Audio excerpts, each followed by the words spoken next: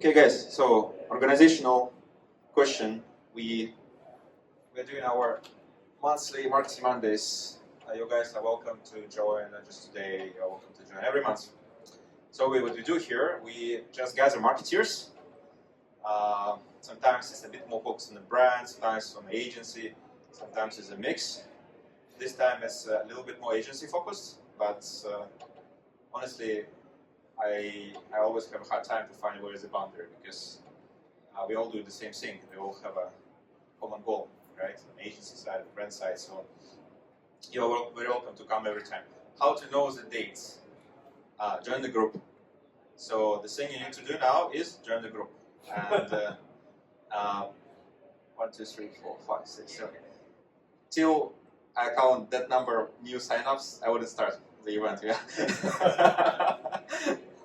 Okay, I'm bluffing. I don't know how to count, but anyway, join this as a WhatsApp community. It shares the members with the whole with another group that we do for training. I'll tell you about later a little bit. And this Marketing Monday schedule catch up, and all the announcements are going there. So sometimes there are some events for the marketing side. Overall, we created this about a year ago, and we're doing it every month because we think that there's so many questions needs to be answered. There's so many experience can be shared. Even before the event, you already shared so many things, and that's exactly why we're doing this. We do have fireside chats, we do some slides sometimes, but that's not the main point. The main point is for us to exchange the knowledge and the struggles also sometimes, and the wins, everything. Yeah? So then hopefully Singapore marketing arena become a better place. Yeah? Correct. Yeah, so this is what we're doing. This is the group. I'll show you maybe in the end as well. And this is our today's Fireside Chat. It's Shei Wah from NEO360. We are going to discuss about Gen AI powered communication strategy, the planning, how NEO360 particularly applied that in their work. Yeah, a lot of insights. Yeah, so and we will record that. Yeah, so you can take screenshots and all this, but it's fine. I'm gonna pass you the recording. But the only way to get the recording is go to the group. Yeah, so yeah, that's how it works. You know, right? So that's how it works. But just before that, let's use the opportunities. Not too many of us today. So let's just introduce each other a little bit. So yeah, maybe you can just pass the microphone. So just a quick 1 minute elevator pitch. Hello. Block 71 pitch. Hi, my name is XB, and I am a digital marketing educator and as well as a consultant. My area of specialty is in digital advertising. Thank you. Hi everyone, I'm Min Song. I run a video and content agency focusing specifically on tech and engineering industries. Hi, my name is Frederick. I am an AI venture builder. I own and have the patent for advanced AI that stops all the AI from hallucinating. I'm here to understand how that can be To applied. stop our AI to hallucinate. Okay, that's So good. happy to meet everyone. Hi, I'm Angelia. I am a wannabe founder, I guess. We're trying to figure out kind of, me and Raymond at my left, kind of working together to figure out kind of what our business would look like. We don't have much detail, I think. But it's probably an edtech. Silent startup. It's not an AI and it's not an LLM.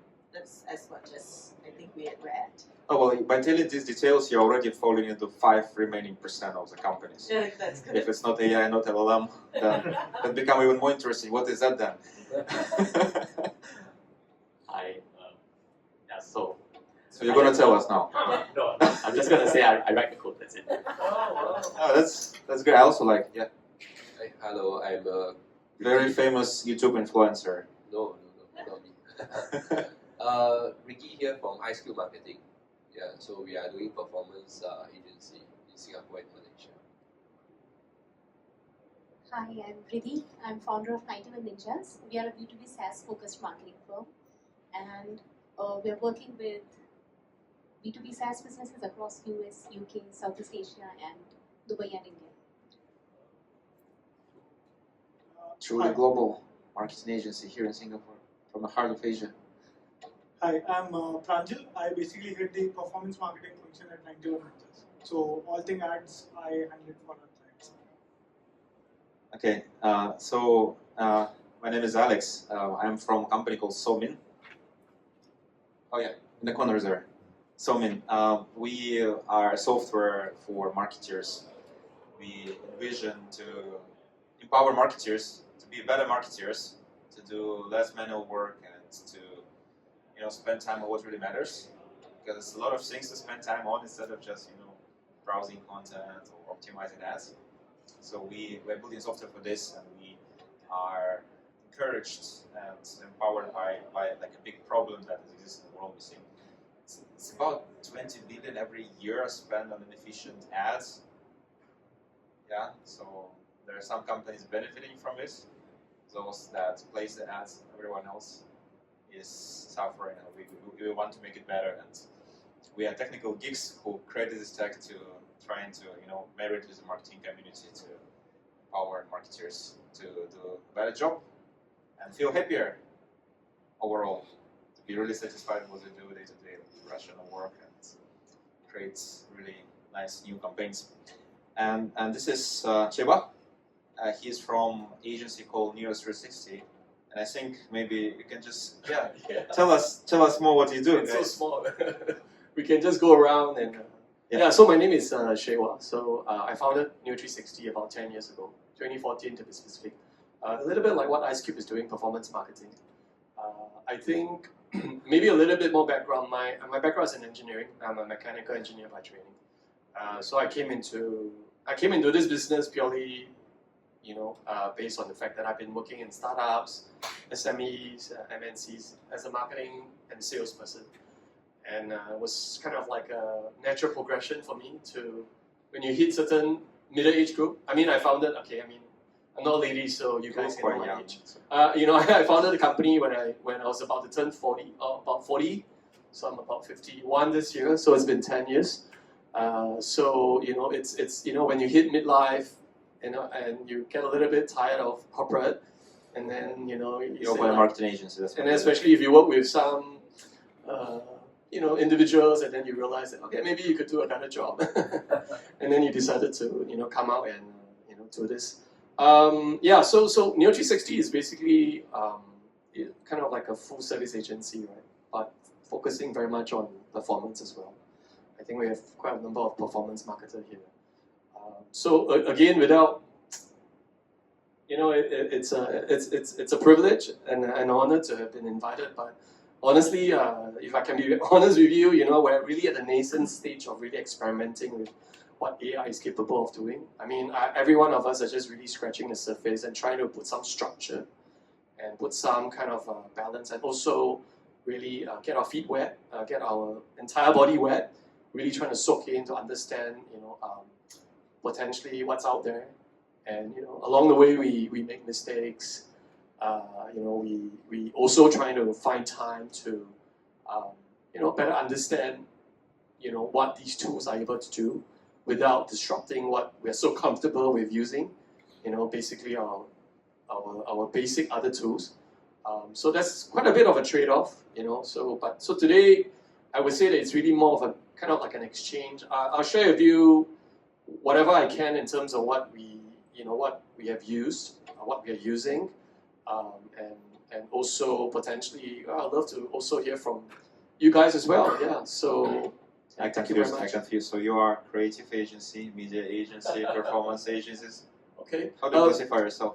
So as a performance marketing agency, I think there are very clear and specific outcomes that we're supposed to achieve in terms of business outcome for the client, of which some of you are in this space itself. So we sit down with our clients, we understand the sales and the business objective that they want, and we basically work backwards in terms of helping to achieve those things through digital campaigns, right? So obviously the digital campaigns are not just numbers, budgets, and brand guidelines and whatnot, right? So basically translating all those things into bite-sized, tactical campaigns that we can execute across multiple touch points, across multiple platforms. Again, depending on the nature of the client, the business, and the segment and the verticals.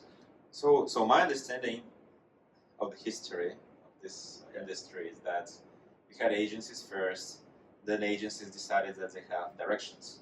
So they split into creative, into performance, they got the below the line, also have others, production agencies, Right.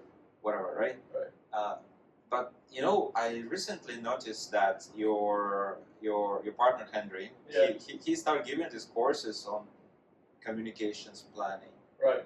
on strategy. Right. So is it about media split, or what is actually strategy for you? And do we get that boundary blurred again with the coming of AI, or you still see yourself very? He's throwing me a curveball. Okay, so maybe just to really set the record straight as well, so that you guys know. I mean, even though as an agency, clearly we can serve any segment and any verticals, but we have potentially decided to serve a certain verticals. There are two main verticals that we work with right now here in Singapore. We serve clients also in Australia as well, and some other countries within Southeast Asia. So the first major segment that we work with are the healthcare sectors. So we work with quite a fair bit of doctors, specialists, and whatnot. I think with them, clearly, because they are medical practitioner, very, very highly regulated. So there are a lot of do's and don'ts within that particular industry itself. So there's one segment that we have been able to navigate over the last 10 years. You know what does the doctor want? The doctor basically needs more patients and need more consults that can translate into paying patients for them. All right, so that's one part, that's one aspect of it. The other second segment of the clients that we work with is, in Singapore context, we call them Institute of Higher Learning, or we call them the universities, for those of you who not in Ministry of Education, right? So the universities are our next segment of clients that we work with. So I would say that if you think about it, our clients, some of the largest universities here in Singapore, NUS, SMU, we work with these two main universities. We do work with a lot more, we do work with a few pockets of some of the overseas foreign universities as well. So essentially they come to us, basically, so if for a doctor they have a campaign, could be a new treatment, could be a new procedure that they're trying to launch into the market. In the context of a university, they could be having a course with a particular enrollment that's coming up. And they obviously have got enrollment numbers to basically build on. So we kind of like go in there, understand what are some of the things that they've been doing in the past. Or if it's something brand new, and basically trying to get all the necessary understanding of the timeline, the budget, and whatnot, and develop, and basically go back to the drawing board. So the manual way in the past has always been about, taking all the materials, reading them, digesting it, as part of our due diligence, maybe even manually checking out the competitors. I mean, these are the basic 101 things, right? You go out there, and obviously if they have certain things that they already have in terms of past data, past reports, we kind of like look at that and basically analyze and see what we can do. So coming back to his point about, those kind of communication and whatnot, I mean That's what you forget already. So the simplistic part of it is obviously, if we're going to launch any particular campaign specific to that particular objective that we have in mind, it's all down to the messaging that we want to, bring out to the market, so specific to their audience. And so for us, the natural way, obviously, because some of them, if you're talking about the schools, they are pretty large institutions. They are already brochures. They are already printed. There are certain communication lines that's already been established. You can't really differ too much from that, right? So the only thing that you can really do is to kind of like refine it. So I would say it's really kind of like trying to impress upon them to see whether, at the tactical level, you can make some changes. And the best way to do it, right? So a case in point would be, so for example, with regards to Somin. So Somin basically is developed by Aleks and the company. So there are things that we can do to plug in to tell them and show them basically what their competitors are doing.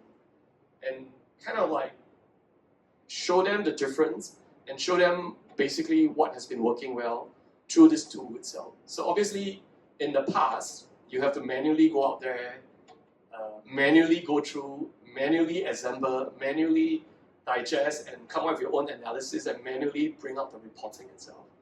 So there's a lot of time taken, a lot of time needed. Right? So I think with the advancement of AI and this introduction of this tool, we kind of like plugged in all the various digital assets of their competitors. Just plug in, and then with a touch of a few buttons, and then they will form with a bunch of different data, audience analysis showing you the performance of the ads, not down to some of the details specific that you need to have access to the backend itself, but I would say the top line, the external, whatever that's available to the public that we can actually analyze. And the tool actually does the analysis in terms of not just the ads, but also the content, and basically giving you an insight as to what is the team and what is the audience, and in terms of the content that is actually driving the performance for some of the competitors itself. And we use some of these data and basically share that with our clients and tell them, hey, this is basically what's happening right now. And we have reasons to believe that these are some of the messagings that are working very well. And a lot of the proposal that we are developing or are proposing is going to be ledging on some of the weak points of some of these creatives and basically counter-proposing, and basically, I would say, filling up the gap that some of these causes are not, some of the ads are not communicating for the same group of target audience that we are giving. So without going to too much specifics, I'll just use a very generic, so we approach one fine day with a school who wants to promote some graduate programs for accountancy students, or rather accountancy professionals, right? They want to pursue, after their bachelor, the next progression would be their master's program, right? So clearly, accountancies are offered by many different schools right now, from the top tier schools right down to the smaller business commercial schools as well. So essentially, we have seen a bunch of data that's run by this potential client of ours. And we looked at them and we say, hey, these are the gaps that we saw, but these are the gaps based on our own understanding, and it's very hard to illustrate to them without showing them what the rest of the competitors are doing. And basically, we can just plug in this tool, throw out a few different examples of how it is working based on what the metrics is telling us, and showing them some of these insights. So essentially, that's basically what's happening right now in terms of the ground level, how we are using some of these tools. Now, you guys probably know ChatGPT and whatnot, right? So there's no point in me talking about some of these things. We do use ChatGPT. Our designers are also using a bunch of very different tools. So there are many, many different tools that we are all experimenting. ChatGPT is definitely one of them. Perplexity, I'm sure you guys have heard of them. There are many, many other AI tools itself. So talking about this, right? He actually never told me about the case you just now mentioned. You have told me. We don't tell them everything. Yeah. Anyway, I think this morning I had a coffee chat with one of the agency directors. Okay. He told me, Alex, sure, very good insights. It's great. Yeah. And you can sell, Alex. Yeah. I can sell my services. It means in my pitches. But to the end, my client come to me and say, okay, so my CPA goes up. So how? Yeah. So how? Yeah. I mean, come on. So you're jumping ahead, right? So I think right now we're at the stage where we are helping them understand what's happening in the market. Now, clearly they came to us because things are not working out for them, right? I mean, they won't come to us if things are flowing nicely for them, right? So when they came to us, they told us that, okay, the main problem is the inquiries that they're getting does not seem to match up with the quality of the people, the caliber of people that they're looking for. So whether in terms of affordability, in terms of the level of experience that they're looking at. So clearly there's really, I mean, it could be hitting the CPA at the current level itself, but clearly the current pool of people that are coming to them are not converting into paying clients, basically people who sign up for these courses. So I would say that CPA has to be viewed in some form of context as well, right? I mean, great. You can have low CPA. I can have low CPA anytime long, all day long. But when we talk about the quality of the lead, that's another conversation altogether. But this also probably boils back to the original topic we discussed on where is the boundary between creative performance. Well, you might have a big agency that is very much specialized in media buying alone for really huge companies. But when we go back to medium-sized businesses, startups, you just need to make it work. And to make it work, you need to handle the whole funnel, right? You have to do the creatives, the attribution. You need to do the targeting, and you also need to plan the comms. You need to choose the angle you want to pick up attention and push into it if it's an opportunity. So, what kind of role Gen AI generally plays in your agencies day to day? And it also sometimes gets certain jobs redundant. How you handle this? Do you train people? Do you repurpose people? What do you do? Yeah. So as I mentioned, right? I mean, we're really at the nascent stage of really experimenting with AI as well. So essentially, what some of these tools are able to do is really to help us split tests a lot faster, right? Coming at more creatives a lot faster. But there is the other flip side of the coin, right? You can generate things very fast, but the approval may not come in as fast as you generate those ideas, especially when you're dealing with larger organizations. Now, with smaller institutions, with smaller businesses, I think it's very easy. As long as you are able to gain their trust and you have an outcome that we all agree to work on, and as long as they trust us enough. So, for example, if you were to go on the other end from a larger institution with brand reputation that you need to take care of, onto the other extreme end of things where, okay, you're talking about a medical practitioner with specialization in a particular treatment that they focus on. And but clearly they are being regulated by the Ministry of Health right now. They can't put out whatever they want to say. There are a lot of restrictions in terms of what you can say or you can't say. But because we've been working with some of these people for the last 10 years, AI just basically allows us to put in a lot more. For example, you can use an example. I go into ChatGPT, created a prompt, teach the prompt, come up with a few more prompts to really kind of like let that whole thing itself so that we can really develop a few more versions of those things. To come up with more prompts. Exactly. Well, you can, yeah. Or we are the ones that also kind of like feed onto it, and we develop our own in-house prompts that fits right down to our profile or unique to each particular client itself. And honestly, I mean, there have been mistakes made. I mean, the reality is you can't entirely trust what the AI machine develops and churn out, right? Someone still needs to sit down and do a sanity check.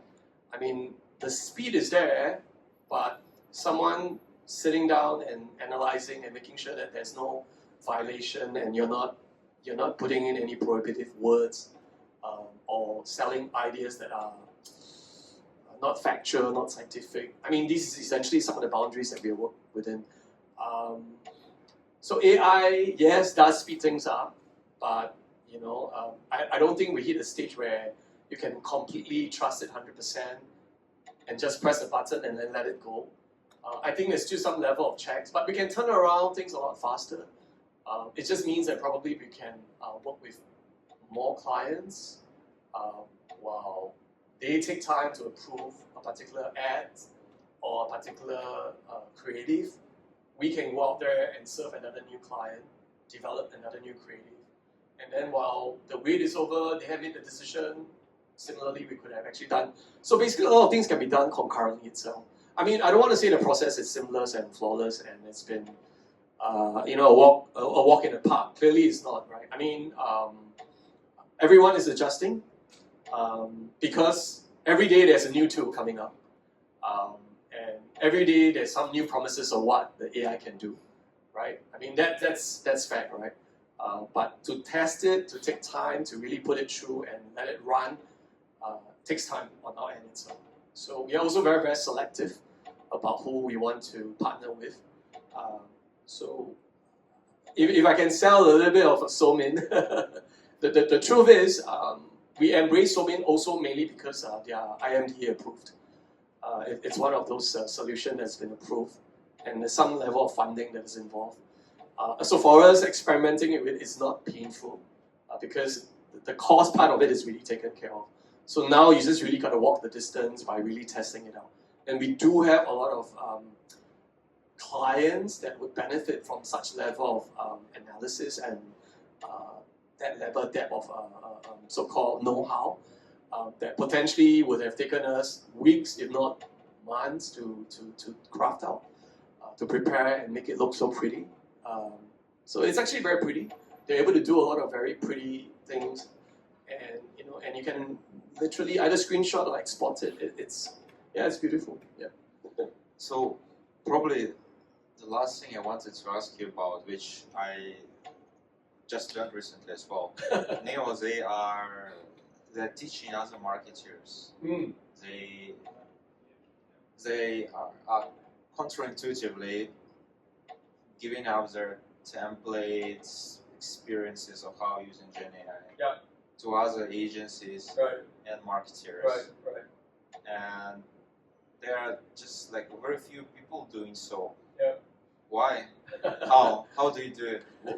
What do you talk about? And what's the end goal? What's the vision about it? Yeah. So the principle behind it is very simple, right? I mean, we're all part of a very large ecosystem, and we, in the grand scheme of things, we're so small, and there's just so much to learn, and there's just so much to soak in.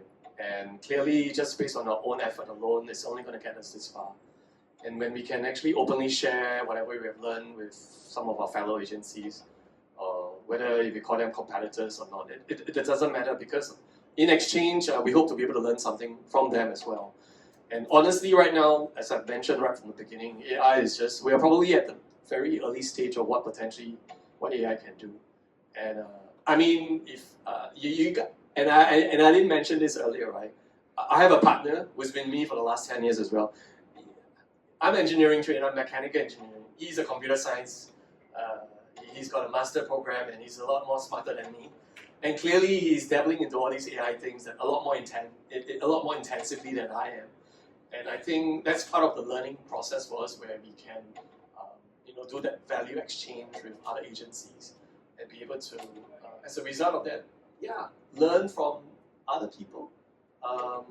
And the best way to receive something is to give something away first. So it's a change. Yeah, exactly. And then honestly, I mean, right now, if you think about how fast things are moving, I mean, you can only hold on to your little trade secret for what?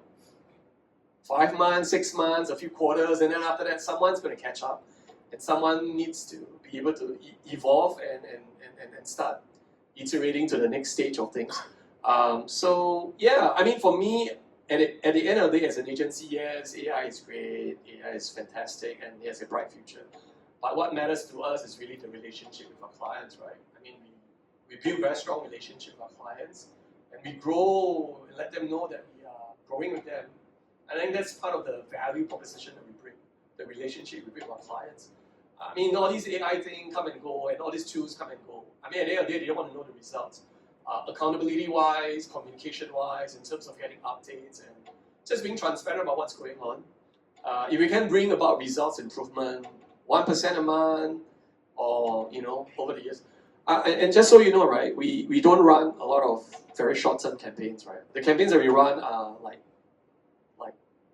a lot of the clients are with us for years. We don't have short-term campaigns. I will not take on a client that wants to run a campaign for 3 months.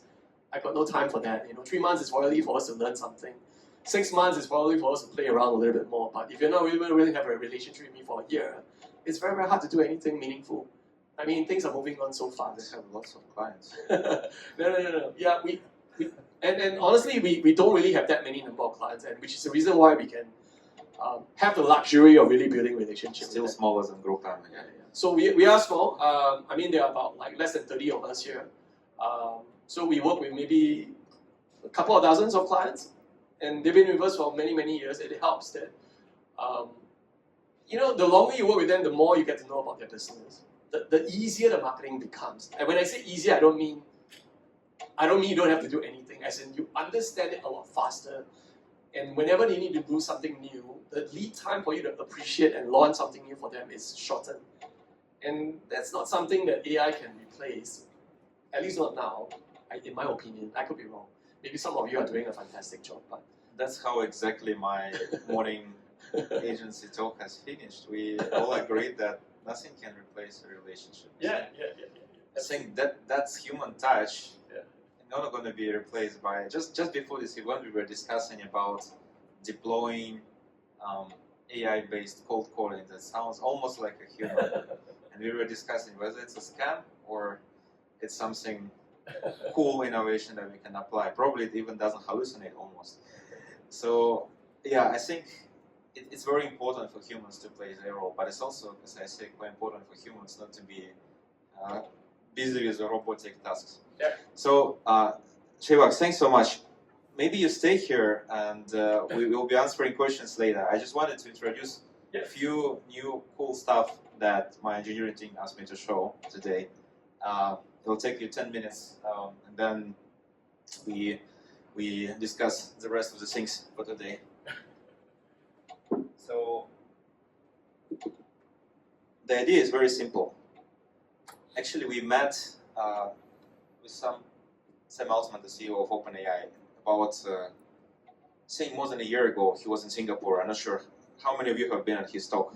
Oh, you have been there. Yeah. Then have you been in the back or in the central lunch? I think what he said was, you can watch the videos again. Somebody asked about AI hallucination. Huawei was here, and also NCS. Yeah. So they skipped it. So yeah, I was there live, right? So I actually asked him a few questions. I asked him, guys, you got a new VC fund for startups, and you haven't invested in any content generation marketing company, or even just content generation company like chatbot, but at the same time you have invested so much money into traditional digital businesses like Photoshop, but those that you can chat with. What's the role of your technology that you're building? What's your vision? What's the application you're envisioning? Everybody talk about generating content. Most of the time, everybody was posting prompts in LinkedIn. You see, this is what Gen AI come up with. This is a cool image that Gen AI come. But you are doing something very different. You are the founder of this. So, what are you doing? What's your plan? Then he told me, oh well, last time we had the punch cards, right? And that was the way we talk with computers. And then after that, we've got the mouse, the keyboard, and then touchscreen. Touchscreen already very cool. My 3-year-old daughter can do it better than my mom, definitely. It's just impossible for them to compete on this. And now we go to human interface with computers. And what else can be so much more natural than talk to computer? Maybe sync only. And I'm pretty sure that will be those kind of interfaces will be available publicly as well in the future. But this is very simple to talk, and therefore the market for this significantly enlarges. Just because last time I needed to take a course or go to design school to do Photoshop, now I just need to tell Photoshop, hey, just draw something nice with me, but with the trees on the background, and you know how it works, right? And then you get it. So this is what he told me, and at that time we already were building some monitor, and we thought, okay, so can we actually go beyond, or maybe not beyond chatbots, but rather in a different direction, to build something that is utilizing the whole power of Gen AI, but at the same time using it differently. And what we came up with is this platform called So Monitor. Let me reload it. Yeah, okay, now it's bright. So what this platform is doing, it monitors content from paid and from organic, from ad libraries, from social pages, from TikTok, Facebook, Google, wherever we run. And you can put any brands, just like what Shei Wah mentioned recently. You can put any company. So these companies, you know, is the Singapore attractions. And this is a public content, right? So we could actually have access to it. And I guess if we are an agency, we are busy screenshotting the content from the ad library, just like we go to ad library and we're looking for all the content that is run there. and then we're making a screenshot. So now, what you can do with this content? If you're an agency, and means you have lots of data, and if you have lots of data, you can actually train machine learning models or ground Gen AI. We did both to predict, oh, what exactly in that content is working, and whether this content is working or not. So what we did, we started building the attention maps. In machine learning, we call it attention maps. It's just neural network is trying to explain how it actually made a decision. And we actually build the predictors of the success or failure of particular content to deliver, even for the companies that we don't know. This is traditional machine learning. This is something we did even before Gen AI. What's the beauty of Gen AI here is that on top of this, we can now not just predict that this content is likely to work well, this video is likely to work well, but you can tell exactly what is inside this video. And this is something that you can do on the fly. Last time we were able to do these things by training specialized models, by collecting the data sets, annotating them, providing the so-called ground truths, and then making like really, really expensive machine learning projects. Now we have Gen AI that is being properly grounded so that it doesn't hallucinate, hopefully. We are capable of predicting all those things that are traditionally very useful by agencies, by brand managers, by planners to understand what's inside. So, for example, this is a community engagement type of content about adventure, and there's a topic, unveiling world's first 3-meter bubble installation. Okay, yeah, that's they're doing this kind of resourceful synthesis thing, and we can detect the audiences, and we can discover which audiences actually it's attracted to, and the customer needs that we addressed. And these things can be defined by you as well as a marketer. So if you have a categorization, let's say you're working with P&G, and you have for particular categories in hair care, like there's wig hair versus No hair. no, that one, yeah, you're not a customer group, but say wig hairs versus those hairs with when it's broken in the end, I'm not sure what's the Brittle. Yeah, correct. Yeah, I should have been prepared. I completely don't know the categories, but this is the example, right? Or for the cars, diesel versus petrol versus EV. Those things are like very important for example, for the car industry.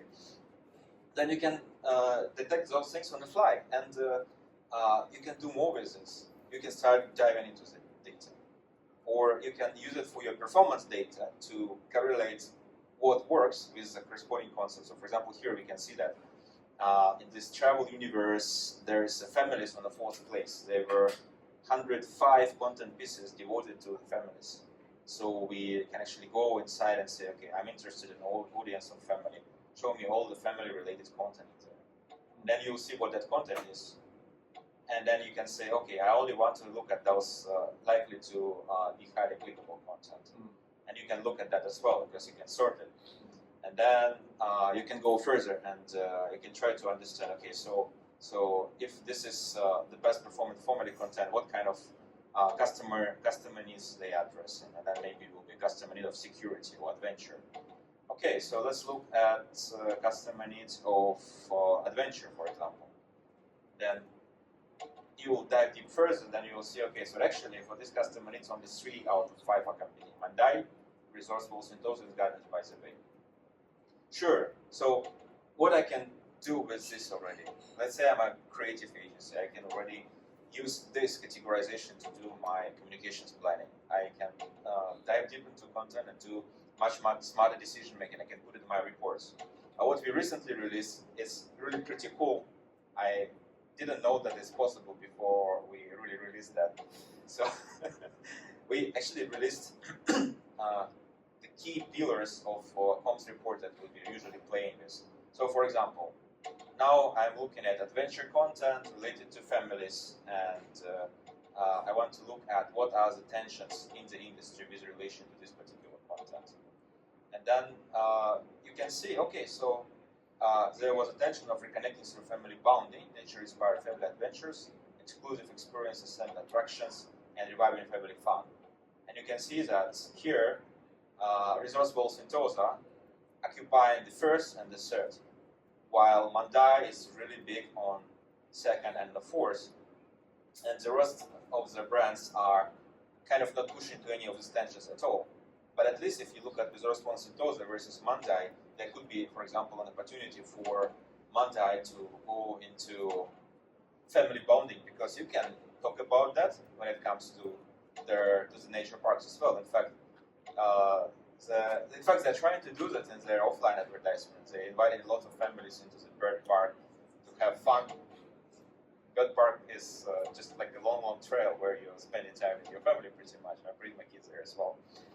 And then you can read what is inside that content, where it has been inferred, and what that tension particular means. And if you only want to have 4 tensions, then you can have it, but you could actually go to many, many more. You can say, I want to identify maybe 8 personas. Then you can just hit analyze personas, and then you're going to get 8 personas. You can get a very, very fine grade analysis. You can see it's a lot of different reports that I use here to understand the different level of granularity.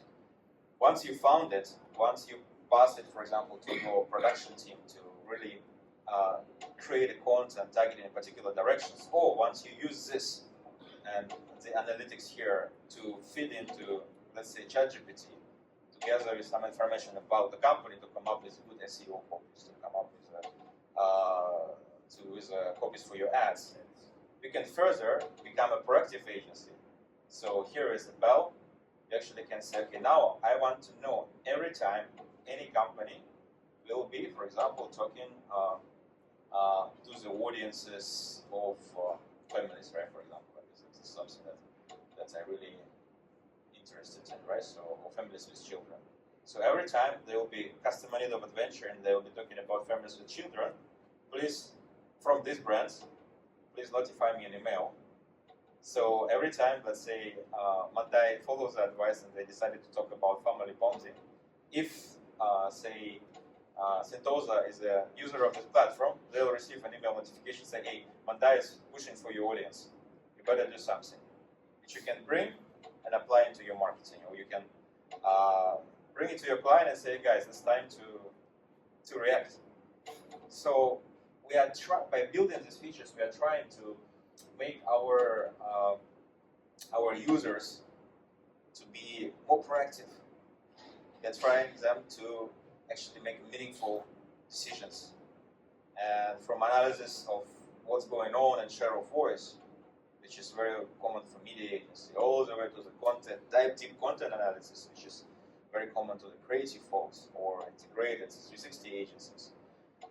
This platform is always looking at giving you the data so that you're not just making decisions out of the brush, but you really helping, but making it in the data, you're grounding your decision, you are making them really good decisions and based on what is going on out there for the competitive space.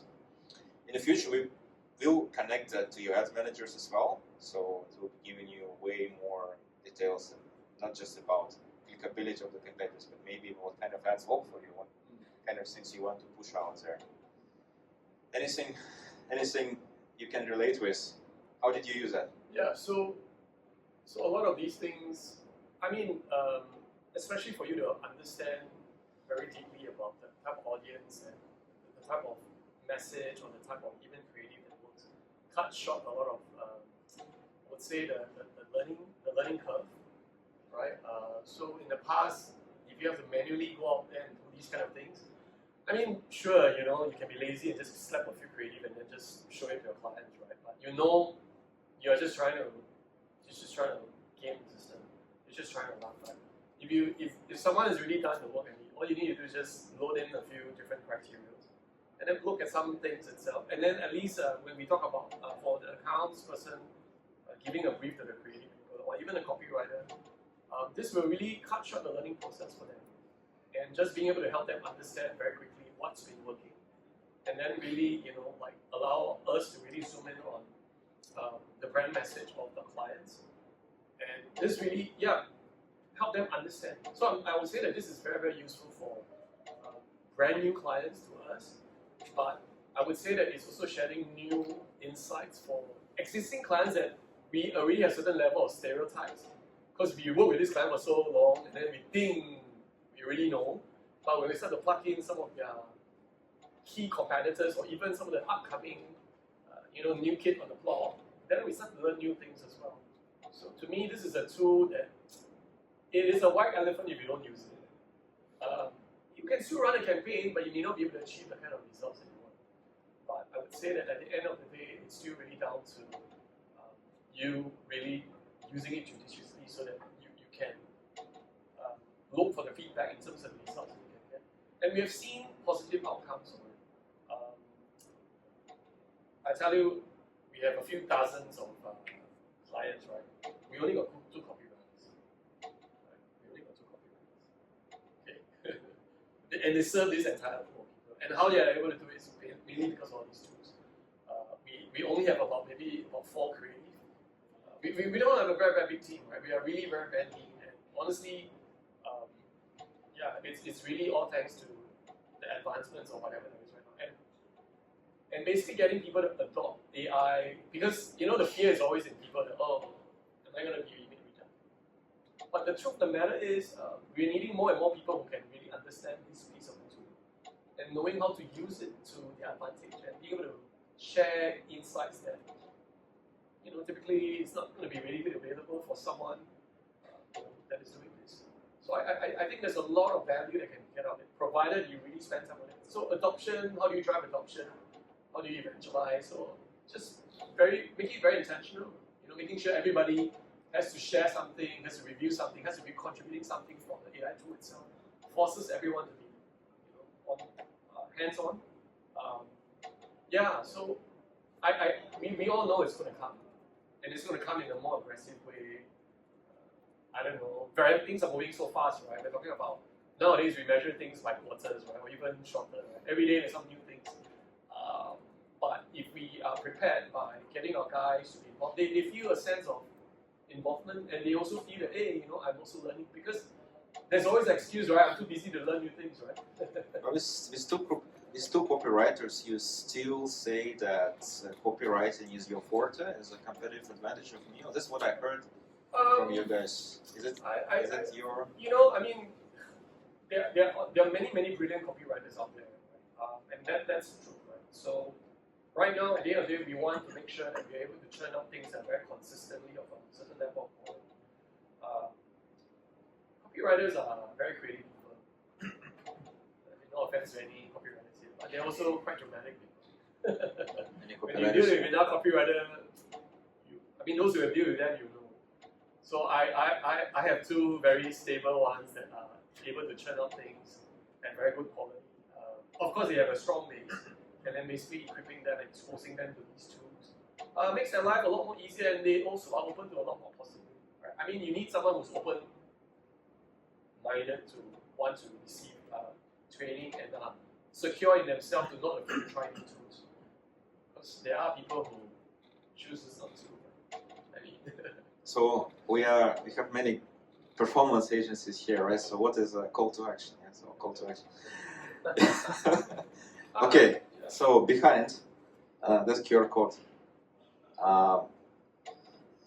Shei Wah and Henry, his partner, the 2 founders, will be sharing with anyone how they make it work. They will be just giving up the prompts, showing how they ground. And honestly, why they're doing it, I don't know, but that's what they do. And it's really free, and it's for everyone. I guess maybe if you want to really learn with them in a longer journey, maybe there will be another initiative. But this is, I think, a 2 hours session when you can just take it and use it. It's free. Yes, and it's free. Just 2 So hours at a time. put yourself in there. You're gonna get some monitor access for that session because it's used, and you're gonna get all the materials through this QR code. Put your name inside, and we are pretty much done. Any questions? If you have pizza behind, yeah. And if you have any questions, please ask. Any questions? Any ideas?